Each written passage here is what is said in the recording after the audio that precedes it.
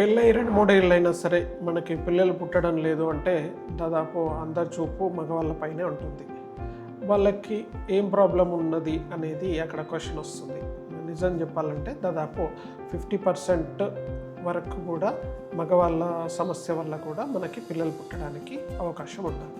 So వాళ్ళకి ఎలాంటి problems వల్ల మనకి మగవాళ్ళలో ఉండే ఇలాంటి ప్రాబ్లమ్స్ వల్ల పిల్లలు పుట్టకుండా ఉండే అవకాశం ఉంది. అందులో ముఖ్యంగా మనం ఫస్ట్ చెప్పుకోవాల్సింది స్పెర్మ్ కౌంట్ ఎలా ఉంది, స్పెర్మ్ హెల్త్ ఎలా ఉంది, ఇవి చాలా ముఖ్యమైన టాపిక్.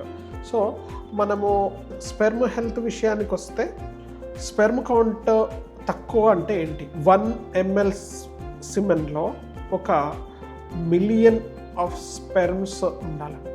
ఇది మనకి ఒక లెక్క.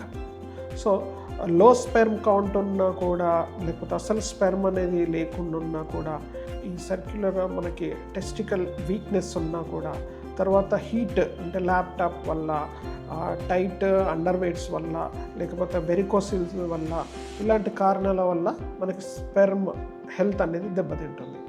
సో ఈ స్పెర్మ్ మొబిలిటీ కానీ, అంటే మనకు రిలీజ్ అయిన తర్వాత ఎగ్ వరకు వెళ్ళే ప్రయాణం చేసే పవర్ ఉందా లేదా, వీటన్నింటిని కూడా మనకి ఇంపార్టెంట్ అవుతుంది.